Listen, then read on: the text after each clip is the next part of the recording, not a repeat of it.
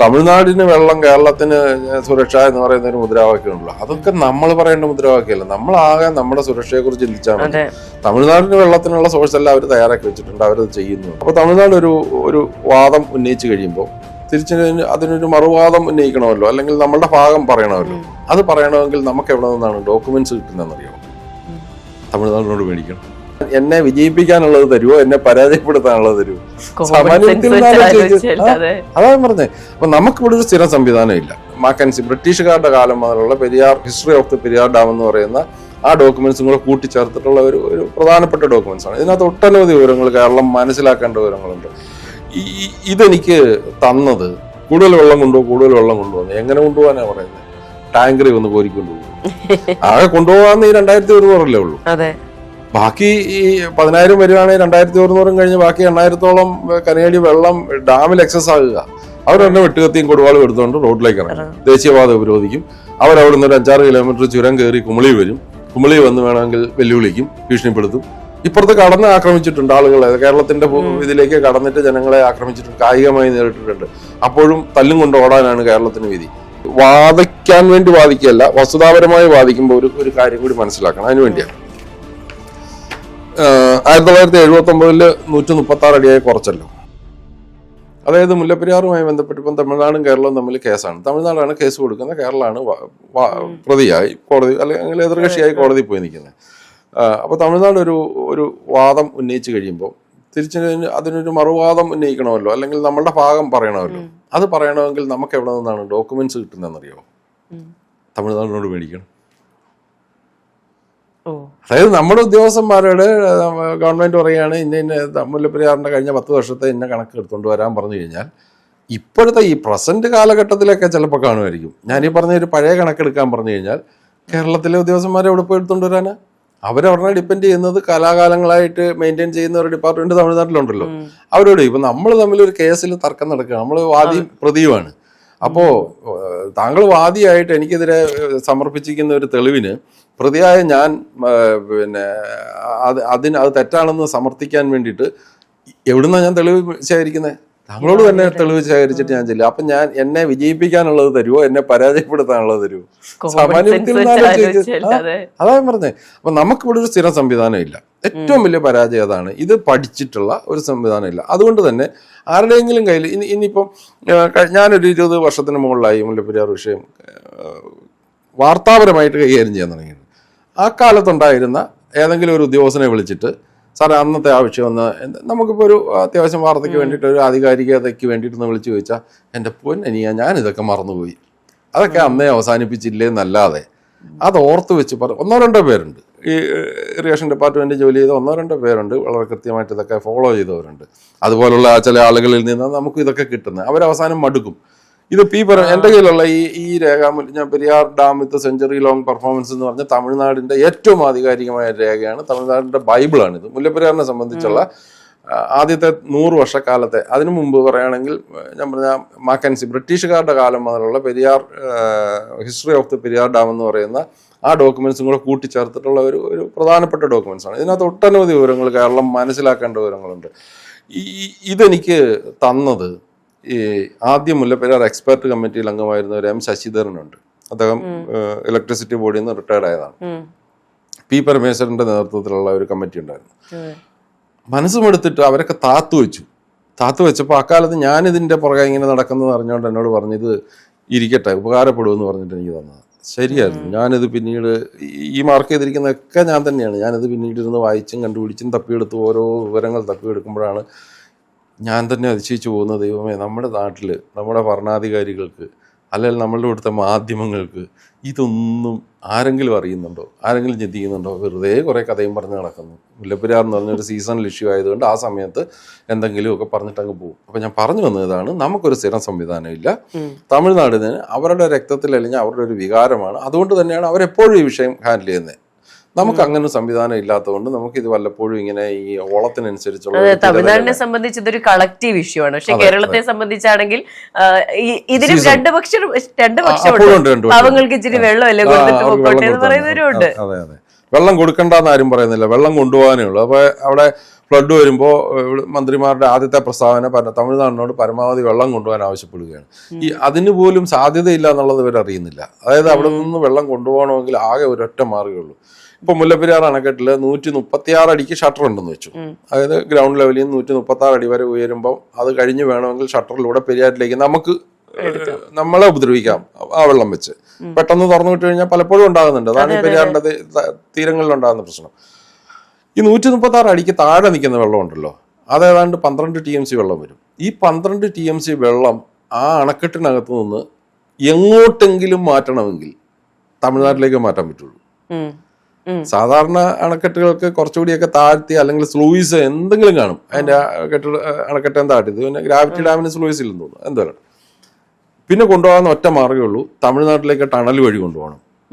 അതിന് ഈ തേക്കടി എന്ന് പറയുന്ന സ്ഥലത്ത്, അതായത് ഡാമിലെ വെള്ളം കയറി കിടക്കുന്നതാണ് തേക്കടി. ആ തേക്കടിയിൽ നിന്ന് ഒരു കനാലുണ്ട്, ഒരു 1600 മീറ്ററോളം നീളമുള്ള ഒരു കനാല്. ആ കനാല് കഴിഞ്ഞിട്ട് ഒരു ടണലാണ്. ടണലിലൂടെയാണ് ഇത് അപ്പർ ക്യാമ്പ്, തമിഴ്നാട്ടിലെ അപ്പർ ക്യാമ്പ് എന്ന് പറയുന്ന സ്ഥലത്ത് എത്തിച്ചിട്ട് അവിടെ അതിൻ്റെ താഴ്വരയിൽ ലോവർ ക്യാമ്പിൽ വൈദ്യുതി ഉൽപ്പാദനം കഴിഞ്ഞ് അവിടെ ഇലക്ട്രിസിറ്റി ജനറേഷൻ ഉണ്ട്. അതും പണ്ട് തർക്കമായ കേസാണ്, അനുവാദമില്ലായിരുന്നു. അത് SRCPയുടെ കാലത്ത് കേസായ കാര്യമാണ്. അത് അവിടെ നിന്നാണ് ഇത് വൈരവനാർ വഴി ഒഴുകി വൈഗയിലേക്കും മറ്റു തമിഴ്നാട്ടിലേക്കും പോകുന്നത്. ഈ ടണലിൽ കൂടി ഒരു സെക്കൻഡിൽ കൊണ്ടുപോകാത്ത വെള്ളത്തിന്റെ അളവ് 2100 കനേഡിയാണ് മാക്സിമം. നല്ല മഴക്കാലത്ത് നമ്മുടെ മുല്ലപ്പെരിയാറ്റും തുറന്നു വിട്ട 89,000 കനേഡിയാണ്. അപ്പൊ ഈ ടണൽ വഴി തമിഴ്നാട്ടിലേക്ക് കൊണ്ടുപോകുന്ന വെള്ളത്തിന്റെ അളവ് 2100 കനേഡി മാത്രമാണ്. അപ്പോൾ ഒരു നല്ല മഴയുള്ള സമയത്ത് ഒരു 10,000 അടി 10,000 അടി ഒരു സെക്കൻഡിൽ ഡാമിലേക്ക് ഒഴുകിയെത്തിക്കൊണ്ടിരിക്കും. ആ സമയത്ത് ഡാമിന്റെ കപ്പാസിറ്റി നിറഞ്ഞു നിൽക്കുകയാണെന്ന് ഇരിക്കട്ടെ, മഴക്കാലത്താണല്ലോ നിറയുന്നത്. ആ നിറഞ്ഞ് കപ്പാസിറ്റി നിൽക്കുന്ന സമയത്ത് ഈ 10,000 അടി ഒഴുകിയെത്തുമ്പോൾ നമ്മൾ കേരളത്തിലേക്ക്, അപ്പോൾ പെരിയാറ്റിലേക്ക് ഫ്ലഡ് വരുന്നു, പെരിയാറിന്റെ തീരത്തുള്ള ഒരു ആശങ്കയിലാവുന്നു, അല്ല അവിടെ എല്ലാം വീടുകളിൽ വെള്ളം കയറുന്നു. ആ സമയത്ത് മന്ത്രിമാർ ഇവിടെ നിന്ന് പ്രഖ്യാപനം നടത്തുകയാണ്, കൂടുതൽ വെള്ളം കൊണ്ടുപോകുന്നു. എങ്ങനെ കൊണ്ടുപോകാനാണ് പറയുന്നത്? ടാങ്കറി വന്ന് കോരിക്കൊണ്ട് പോകും. ആകെ കൊണ്ടുപോകാന്ന് ഈ 2100 ഉള്ളൂ.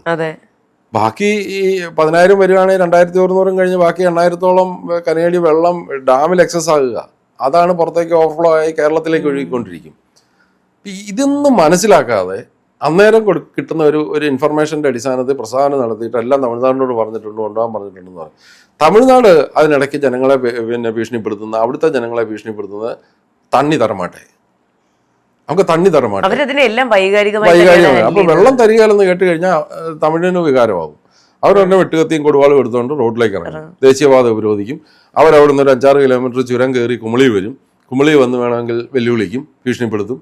ഇപ്പുറത്ത് കടന്ന് ആക്രമിച്ചിട്ടുണ്ട് ആളുകളെ, കേരളത്തിന്റെ ഇതിലേക്ക് കടന്നിട്ട് ജനങ്ങളെ ആക്രമിച്ചിട്ടുണ്ട്, കായികമായി നേരിട്ടിട്ടുണ്ട്. അപ്പോഴും തല്ലും കൊണ്ട് ഓടാനാണ് കേരളത്തിന് വിധി. എത്രയോ പേർക്കെതിരെ കേരളത്തിലെ ഗവൺമെന്റ് കേസെടുത്തിട്ടുണ്ടെന്നറിയോ? ഒരു എനിക്ക് തോന്നുന്നു 2014 ശേഷമാണെന്ന് തോന്നുന്നു ഈ വിഷയം ഉണ്ടായി. 2 സ്റ്റേറ്റിലും ഇവിടെ ഭയങ്കരമായിട്ട് വെള്ളപ്പൊക്കം ഉണ്ടാകുന്നു. അവിടെ അങ്ങോട്ട് കൂടുതൽ വെള്ളം കൊണ്ടുപോകാൻ പറഞ്ഞിട്ട് അവർ കൊണ്ടുപോകുന്നില്ല.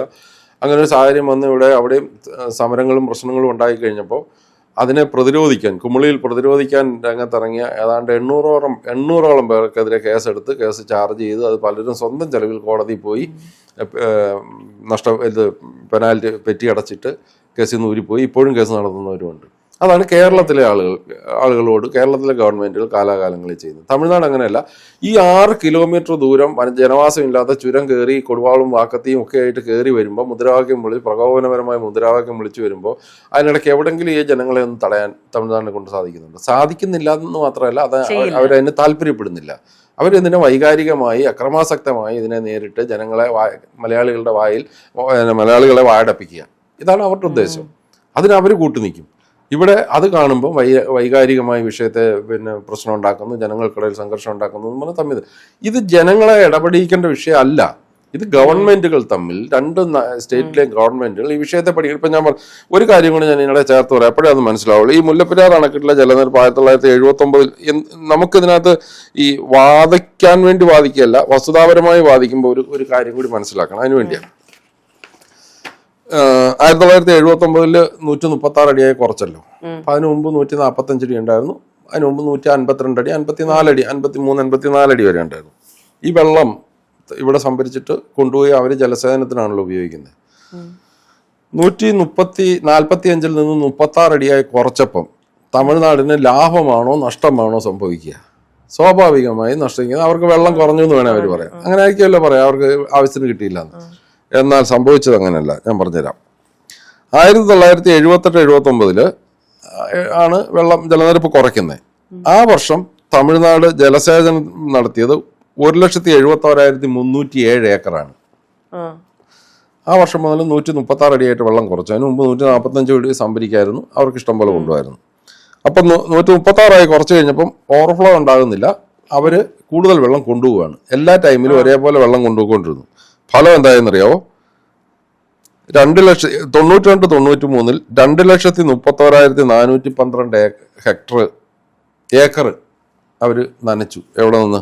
1,71,000 നിന്ന് 2,31,100 അവരുടെ ജലസേചനം ചെയ്യുന്ന ലാൻഡിന്റെ വിസ്തൃതി വർദ്ധിച്ചു. എങ്ങനെ? മുല്ലപ്പെരിയാർ അണക്കെട്ടിലെ ജലനിരപ്പ് താഴ്ത്തി നിർത്തിയപ്പോ അവരുടെ ജലസേചനം ചെയ്യുന്ന ലാൻഡിന്റെ ഏരിയ വർദ്ധിച്ചു. എഫക്റ്റീവായിട്ട് യൂസ് ചെയ്തു. അത് തന്നെയല്ലേ അവർക്ക്, അതല്ലേ ലാഭം, അല്ലെ നല്ലത്. ഇനിയും അത് ചെയ്തുകൂടെ? ഇപ്പൊ ഈ കണക്കുകൾ എനിക്ക് തോന്നുന്നു 2014 കേസിൽ ഈ ഒരു വാദം കൊണ്ടുവന്നിട്ടുണ്ട്. പക്ഷെ അത് സുപ്രീം കോടതി അത്ര അങ്ങോട്ട് എഫക്റ്റീവായിട്ട് എടുത്തു കാണുന്നില്ല. ആ കേസിന്റെ വിധിക്കകത്ത് ഇത് പറഞ്ഞിട്ടുണ്ട്. പക്ഷെ ഞാൻ പറയുന്ന ഇത്തരത്തിലുള്ള കുറെ വസ്തുതകൾ അവിടുത്തെ ജനങ്ങളെ ബോധ്യപ്പെടുത്താൻ ശ്രമിച്ചാൽ, ഇതിന്റെ രാഷ്ട്രീയം മാറ്റി നിർത്തിയിട്ട് രണ്ട് സ്റ്റേറ്റിന്റെയും ഗവൺമെന്റുകൾ ഈ വിഷയത്തിന്റെ ഗൗരവം മനസ്സിലാക്കി, സഹോദരങ്ങളാണ് അങ്ങോട്ടും ഇങ്ങോട്ടും. ഇപ്പോൾ തമിഴ്നാട്ടിൽ ഒരുപാട് ആളുകളുടെ പ്രോപ്പർട്ടിയൊക്കെ നശിപ്പിച്ചിട്ടുണ്ട്, വീടടിച്ച് തകർത്തിട്ടുണ്ട്, വീടിന്റെ ടൈല് വരെ കുത്തികളാക്കി കൊണ്ടുപോയിട്ടുണ്ട് മലയാളികളുടെ ഈ മുല്ലപ്പെരിയാർ പ്രശ്നത്തിന്റെ പേരിൽ ഓരോ വിഷയങ്ങളുണ്ടാകുമ്പോൾ. അപ്പോൾ കൊള്ളയടിക്കാൻ വേണ്ടി ഒരു വിഷയമാക്കി എടുക്കുകയാണ്. അവർ പറയും പച്ചക്കറി തരികൾ എന്ന് പറയും. കേരളം പച്ചക്കറി വാങ്ങിയില്ല, അവരിത് കൃഷി ചെയ്തിട്ടും കാര്യമില്ലല്ലോ, അവർക്ക് തിന്നു തീർക്കാൻ പറ്റത്തില്ലല്ലോ. അത് വേറൊരു വശം. അപ്പൊ എന്തൊക്കെയായാലും ഈ ജനങ്ങളെ തമ്മിലടിപ്പിക്കാതെ ഈ പ്രശ്നത്തിന് ഒരു ശാശ്വതമായ പരിഹാരം ഇത് കോടതി തീരത്തില്ല. ഒരു കാലത്ത് ഇത് കോടതി ഇതിപ്പോ ഈ വ്യവഹാരം തുടങ്ങിയത് 1999 ഇപ്പോഴും തീർന്നു, ഇപ്പോഴും നിൽക്കുകയാണ് വ്യവഹാരം. അപ്പൊ ഇങ്ങനെ കാലാകാലങ്ങളിൽ നീട്ടി കൊണ്ടുപോയിക്കൊണ്ടിരിക്കും. ഇതിനിടയ്ക്ക് സംഭവിക്കാനുള്ള ദുരന്തങ്ങളും ഒക്കെ സംഭവിക്കും. ഇതുവരെ സംഭവിച്ചില്ല എന്നത് ഭാഗ്യമായി എടുക്കണം. നാളെ സംഭവിച്ചു കൂടായികയില്ല. കാരണം പല സാഹചര്യങ്ങളുണ്ടോ. ഒന്ന് ഞാൻ പറഞ്ഞ ഓവർ ഫ്ലഡ്, അവിടുത്തെ റെയിൻഫോള്, രണ്ടാമത്തേത് ഭൂചലന സാധ്യത, മൂന്നാമത്തേത് അണക്കെട്ടിന്റെ കാലപ്പഴക്കം.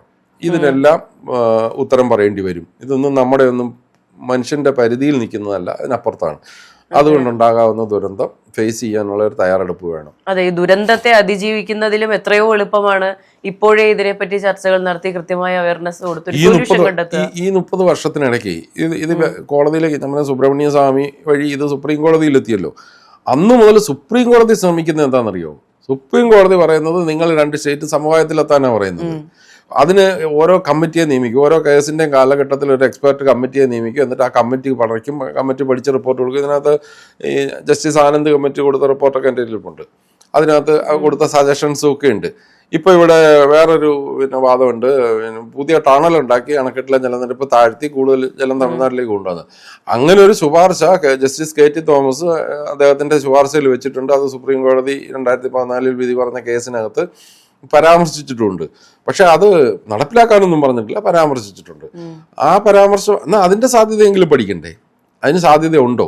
എനിക്കറിയില്ല അതിന് സാധ്യതയുണ്ടോ എന്ന്. എന്തായാലും അതിന്റെ സാധ്യതയുണ്ടോ? ഏറ്റവും കുറഞ്ഞ പക്ഷം ശുദ്ധമായ ജലം കേരളത്തിന് ഉപയോഗിക്കാമെന്നുള്ള മറ്റൊരു സാധ്യതയുണ്ട്. അതുണ്ട്. അത് ഞാൻ പറഞ്ഞല്ലോ, ഏറ്റവും പൊള്യൂട്ടഡ് ആയിട്ടുള്ള ജലമാണ് മലയാളി കുടിക്കുന്നത്. ഏത് കായലിൽ നിന്ന് എടുത്താലും ശരി പൊള്യൂട്ടഡ് ആയിരുന്നു. നമ്മളത് ശുദ്ധീകരിക്കുന്നു എന്നൊക്കെ പറയുന്ന ഒരു സങ്കല്പമാണ്. കുറേയൊക്കെ ശുദ്ധീകരിക്കുന്നുമുണ്ട്. എന്നാൽ ഒരു തരത്തിലുള്ള കോളിഫോം ബാക്ടീരിയയോ മറ്റൊന്നും തന്നെ ഇല്ലാത്ത പൊള്യൂട്ടഡ് അല്ലാത്ത നല്ല സുന്ദരമായ ജലമാണ് അവിടെ മുല്ലപ്പെരിയാർ വനത്തിനകത്താണ് മുഴുവൻ അതിന്റെ ഉത്ഭവസ്ഥാനം മുതൽ തടഞ്ഞു നിർത്തിയിരിക്കുന്നിടം വരെ ജനവാസ മേഖലയിൽ ജനമിടപെടുന്നിടത്താണല്ലോ ജലം മലിനമാകുന്നത്. അങ്ങനെയുള്ള പ്രശ്നമൊന്നും ഇല്ലാതെ അത് സംഭരിച്ച് നിർത്തി തമിഴ്നാട്ടിൽ കൊണ്ടുപോയി ഉപയോഗിക്കട്ടെ. ആ വെള്ളത്തിനൊക്കെ ഒരു വില വരുന്ന കാലം ഇനിയുണ്ട് നമ്മളെ സംബന്ധിച്ചിടത്തോളം. അപ്പൊ നമുക്ക് ഇപ്പം നമ്മൾ അത് പറഞ്ഞു കഴിഞ്ഞാൽ നമ്മൾ ഈ വെള്ളത്തിനുണ്ട് 79 ഇടുക്കി ഡാം 79 ഈ ഇഷ്യൂ ഉണ്ടാക്കിയത് തന്നെ ഇടുക്കി ഡാമിൽ വെള്ളം കിട്ടാൻ വേണ്ടിയിട്ടാണെന്ന് പ്രചരിപ്പിക്കുന്നവരാണ് തമിഴ്നാട്. ഇടുക്കി ഡാം എന്ന് പറയുന്നത് ഇപ്പോഴും മുല്ലപ്പെരിയാറിലെ വെള്ളം കൊണ്ടല്ല, മുല്ലപ്പെരിയാറിന് ശേഷമുള്ള വൃഷ്ടി പ്രദേശത്തെ വെള്ളം കൊണ്ടാണ്. ഇനിയിപ്പോ മുല്ലപ്പെരിയാർ ഇല്ലെങ്കിൽ കുറച്ചുകൂടെ ഇടുക്കിയിലെ ഈ വൈദ്യുതി ഉൽപാദനത്തിന്റെ സ്കേഴ്സിറ്റി കുറയും.